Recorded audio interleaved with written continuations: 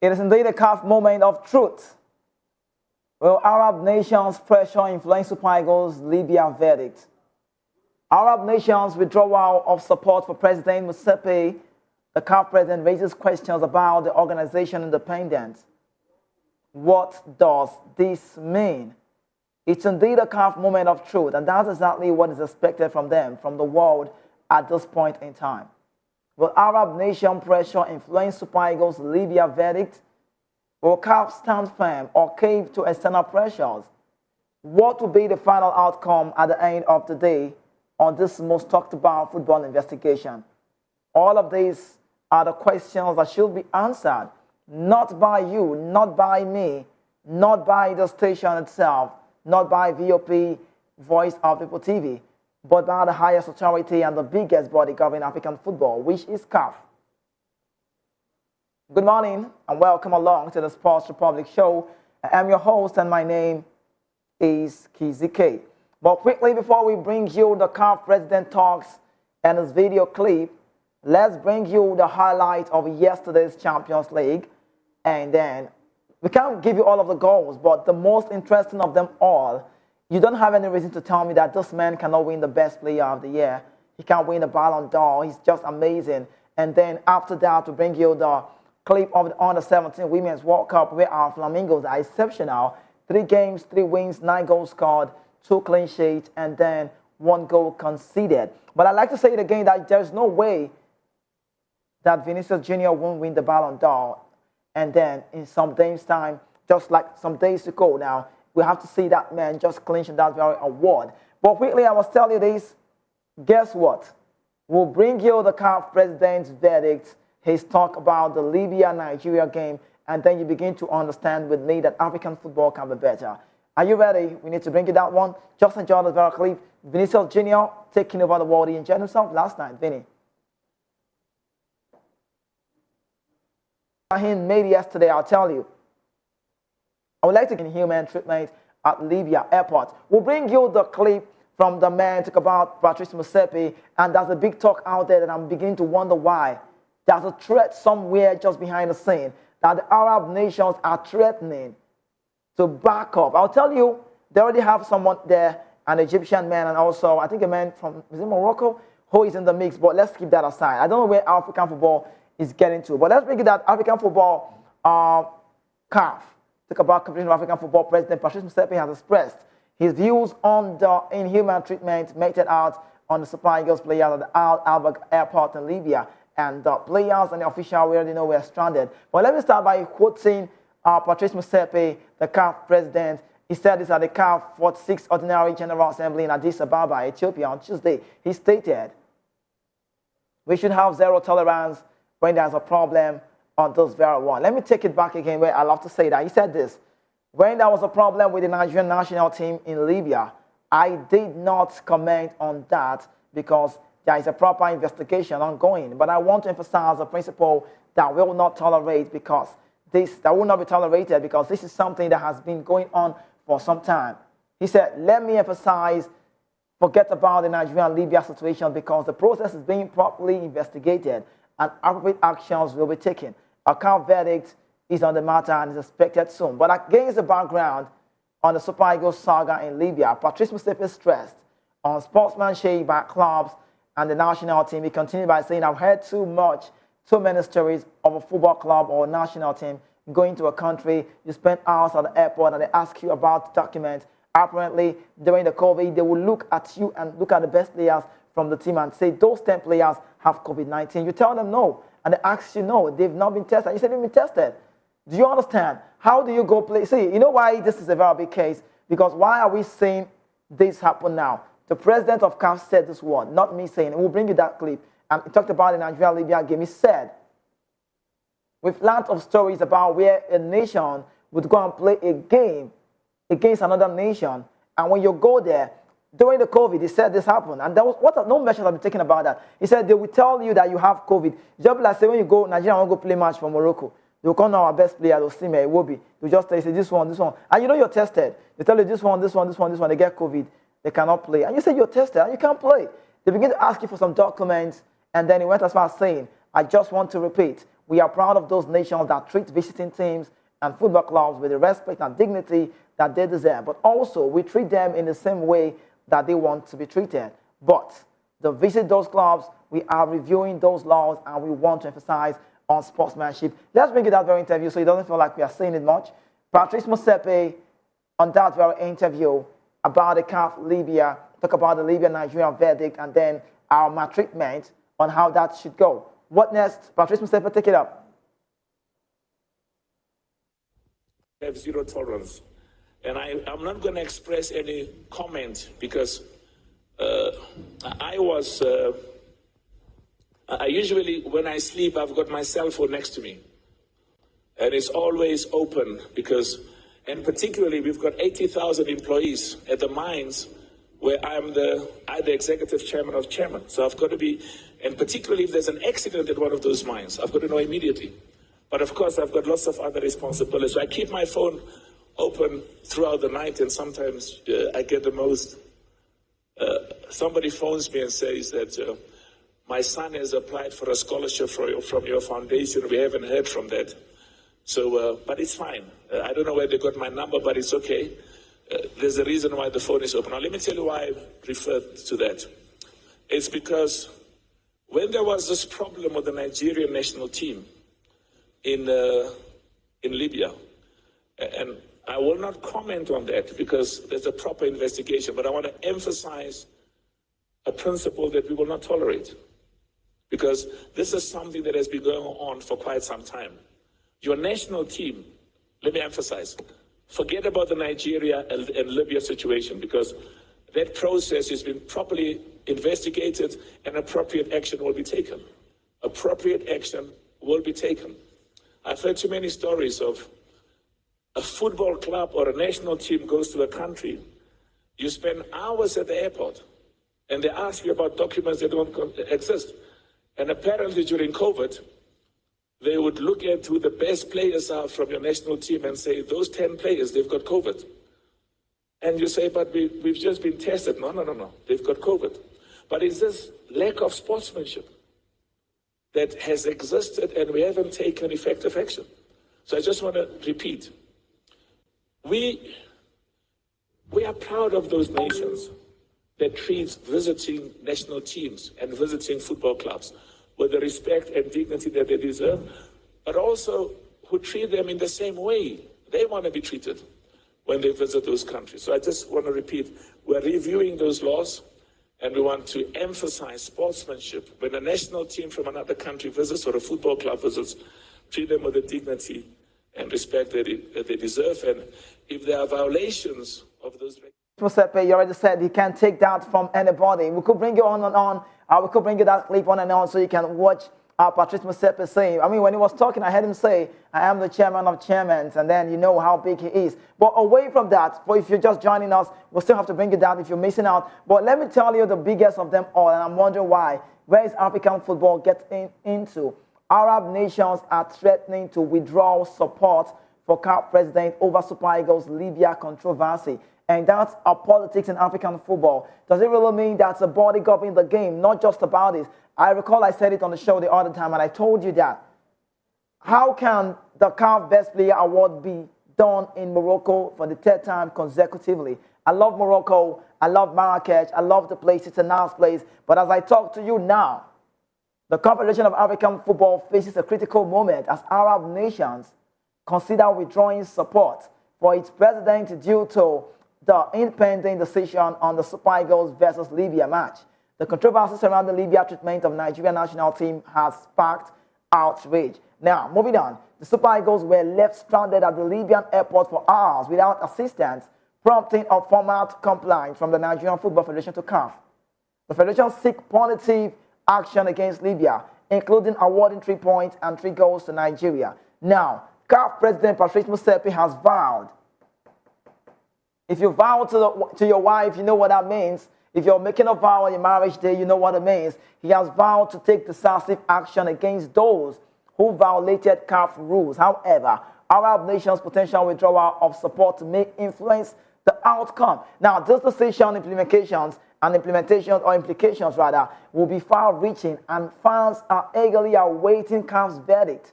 The question again I ask, will CAF prioritize fairness and punish Libya, or will the external pressure impact on this outcome? The African football community holds its breath. Meanwhile, this is the big of them all. The Union of North African Football, UNAF, I'm so scared, which includes Algeria, Egypt, Libya, Tunisia, and Morocco, have resolved not to back incumbent president of CAF, Patrice Motsepe, for a second term in office. And they have made it known that they have a favorite already, and that's why they won't be backing the South African for another term in office. So the door of Egypt, Hani Al-Dorida, and then Fozi Ledger from Morocco are being discussed as possible alternative for Patrice Motsepe. Why is this talk coming now? You see what I'm trying to say? I just see this case is getting so tough every day, it's getting critical. And we are now beginning to understand that the football world of Africa, better word, is deviated a little bit to the northern part of it. Why am I saying this? Morocco holds the Nations Cup all the time. Now, if they can come out to say this sounds like they are the one who got this man on the job.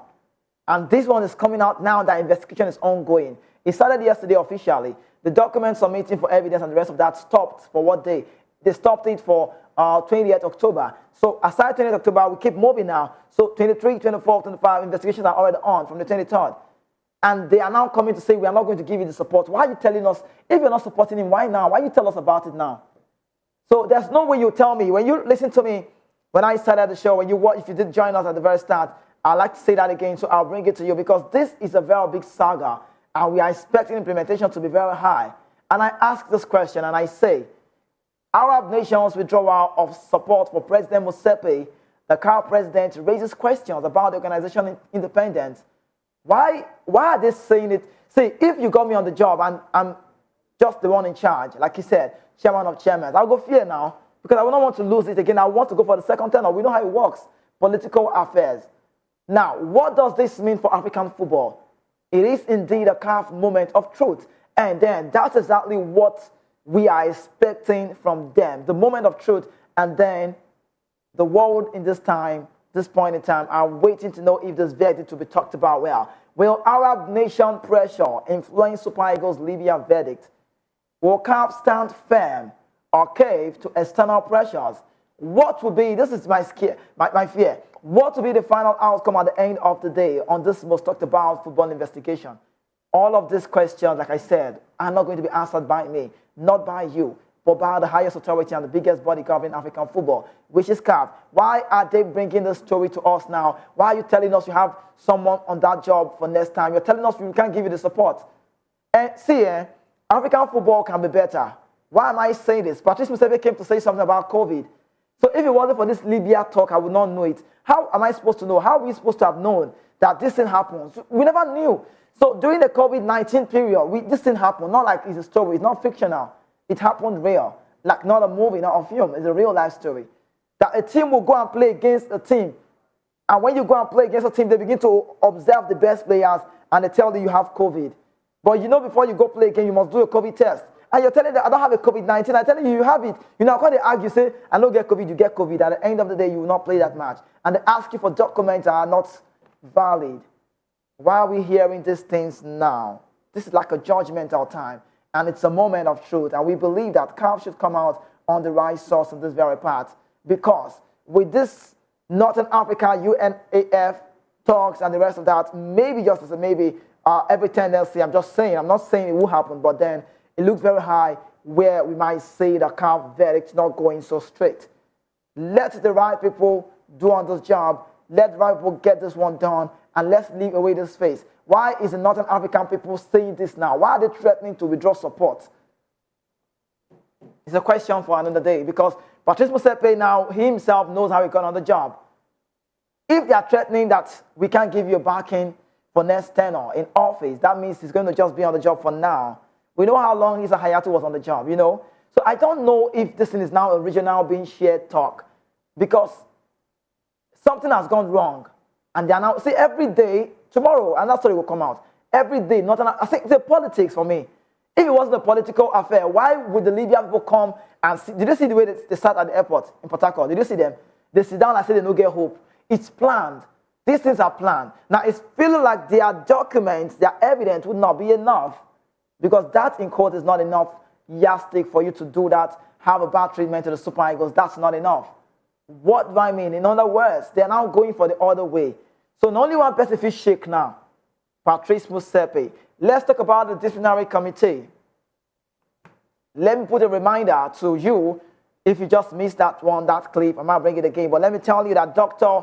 Patrice Motsepe, President of Confederation of African Football CAF, has pledged to take necessary actions, following the airport ordeal faced by Libya, faced by Nigeria in Libya at the Al Abarak airport ahead of the qualifiers. Speaking out of 46th Ordinary General Assembly in Addis Ababa, Ethiopia, Patrice Motsepe addressed the issue and reaffirmed CAF's commitment to accountability. I talked about it yesterday, and I said integrity is key. People are looking for who to trust. If you have integrity, people want to back on you. They want to work with you regardless of what you do. Now, CAF President have come to say, on the problem with the Nigerian national team in Libya, I won't comment yet, as there is an ongoing investigation, but I want to emphasize a principle we will not tolerate. This is something that has been happening for some time. The Nigerian-Libya issue is being properly investigated, and appropriate actions will be taken. If this case is not big, if they don't give us responses. Motsepe further condemned broader incident of unsportsmanlike behavior in African football, where teams often, please listen, face unnecessary delays in obstruction at the airport. So it's not the first time. So this thing has been invoked. What have you done about it? What have the CAF people done about it? Now, he recalled instances during the COVID-19 pandemic. We'll play that video again. I'll bring you that video again before I talk about the NFF, where some countries falsely claimed key players had tested positive for the virus to gain an advantage. This kind of thing only for Africa with the year round. Why? He said, this act of poor sportsmanship have persisted, and we have taken effective action. CAF investigation into the Super Eagles airport ordeal is ongoing, with assurance that appropriate measures will follow once the findings are concluded. If you missed that one again, if you missed that talk from Patrice Motsepe, we'll bring it on from the very start.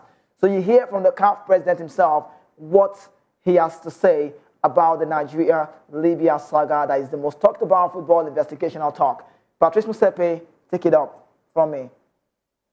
And I'm not have zero tolerance. And I'm not going to express any comment because I usually, when I sleep, I've got my cell phone next to me. And it's always open because, and particularly, we've got 80,000 employees at the mines where I'm the executive chairman of chairman. So I've got to be, and particularly if there's an accident at one of those mines, I've got to know immediately. But of course, I've got lots of other responsibilities. So I keep my phone open throughout the night, and sometimes I get the most. Somebody phones me and says that my son has applied for a scholarship from your foundation. We haven't heard from that. So, but it's fine. I don't know where they got my number, but it's okay. There's a reason why the phone is open. Now, let me tell you why I referred to that. It's because when there was this problem with the Nigerian national team in Libya, and I will not comment on that because there's a proper investigation, but I want to emphasize a principle that we will not tolerate, because this is something that has been going on for quite some time. Your national team, let me emphasize, forget about the Nigeria and Libya situation, because that process has been properly investigated and appropriate action will be taken. Appropriate action will be taken.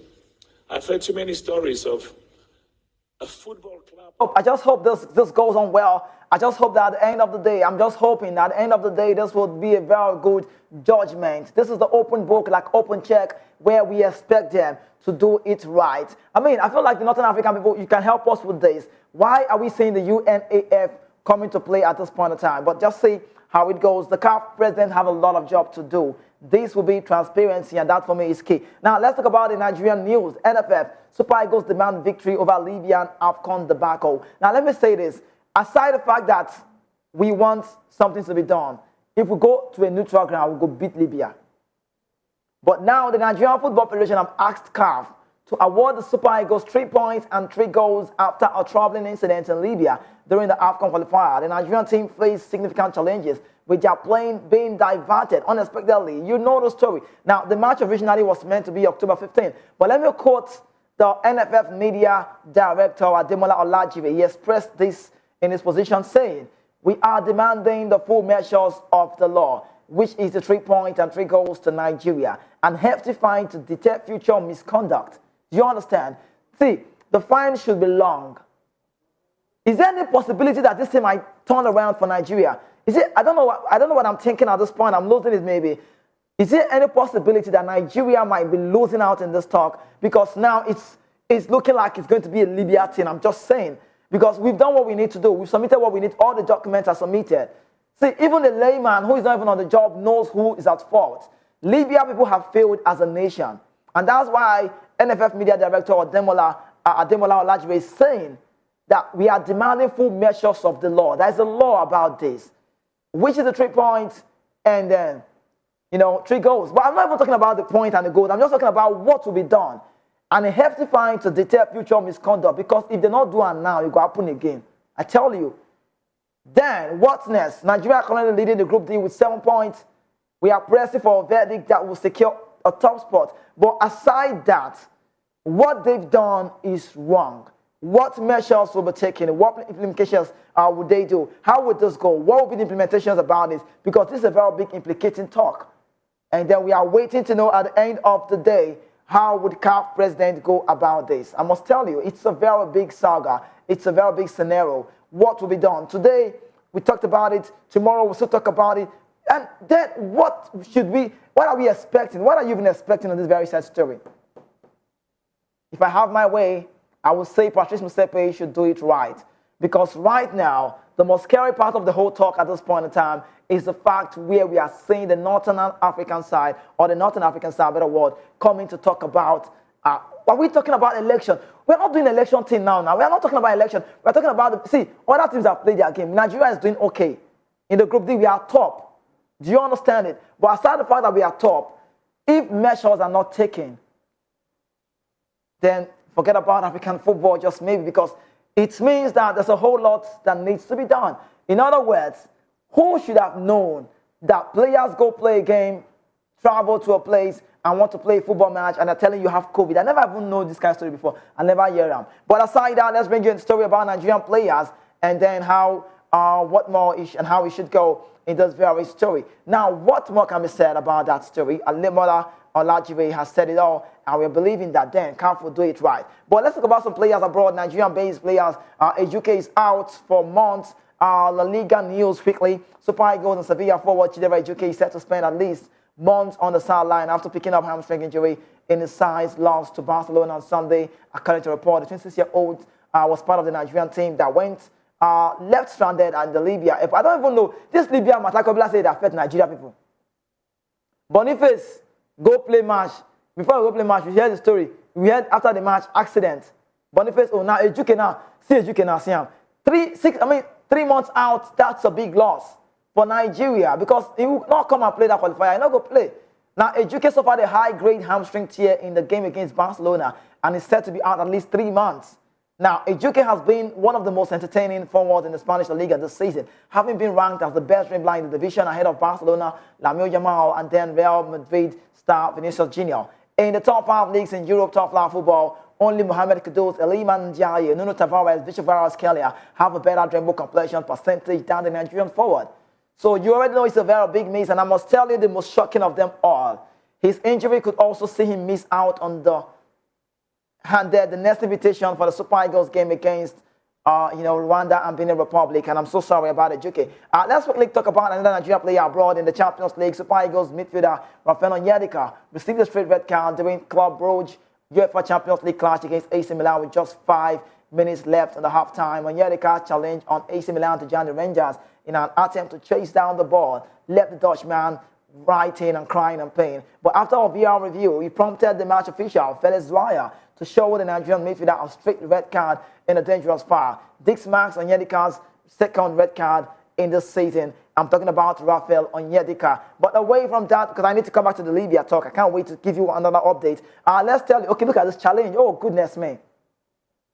This is a clumsy challenge. This challenge is actually what's the big red card, I must tell you. You cannot do this. You can't do this. See, there's no way this cannot be a red card.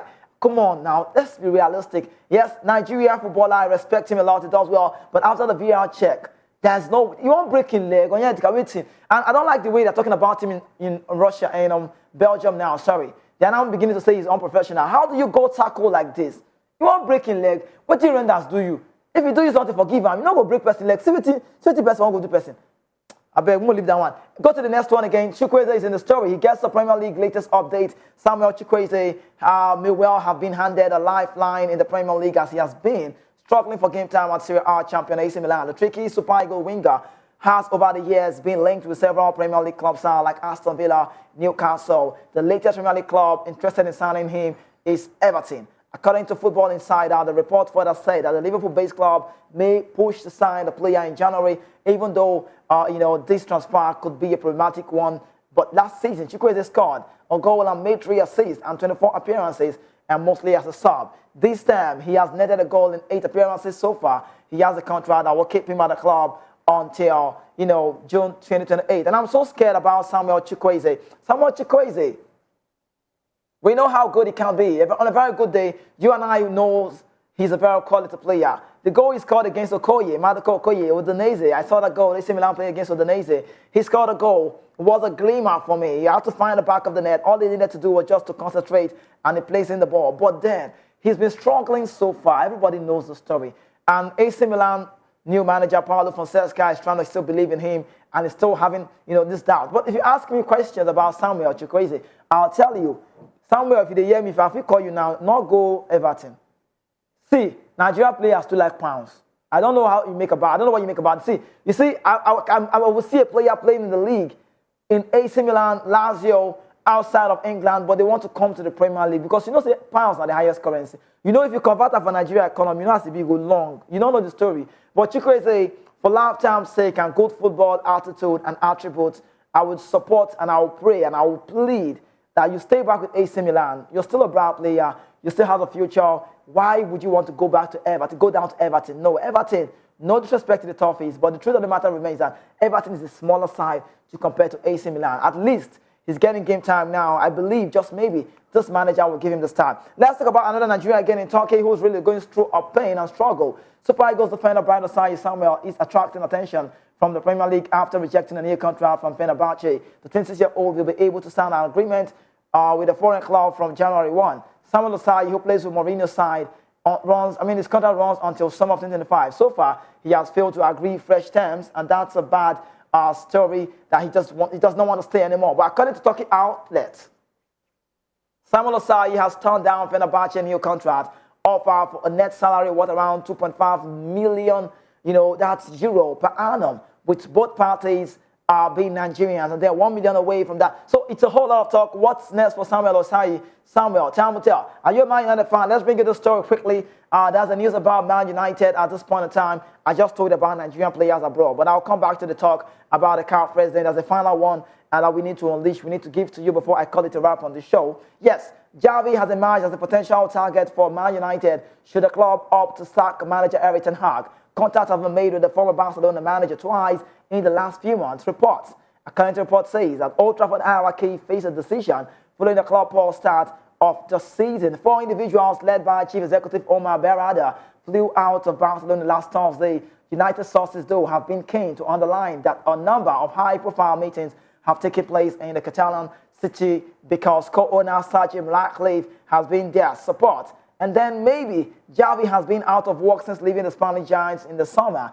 Whilst this is ongoing, he was at the helm of leading Barcelona to the title race. And then let's go off that one and let you know another one again emanating. Cole Palmer has come to say that yes, playing centrally has improved my game at Chelsea. Chelsea star Cole Palmer said his new role in the team under manager Enzo Maresca has made him a better player. Recall that the England international has been deployed in the central role midfield, which has offered him to have a chance to create more goals, and that's a Cole Palmer. You know one thing about Cole Palmer, let me quickly say this. Speaking to reports, he explained his new role and how it's a perfect one for him and his style of play. Playing centrally has given him more opportunities to influence the game, he said.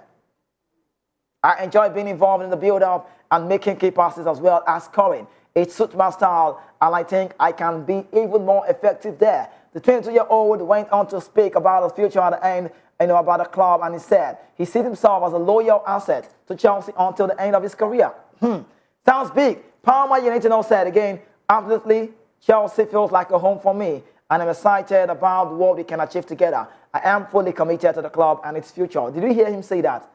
He's thinking just maybe he might end his career in Chelsea. He's doing well for himself. That's a Cole Palmer thing. Good news for Cole Palmer. Then, I think I will say this again before I talk about the CAF story again. Can I tell you something?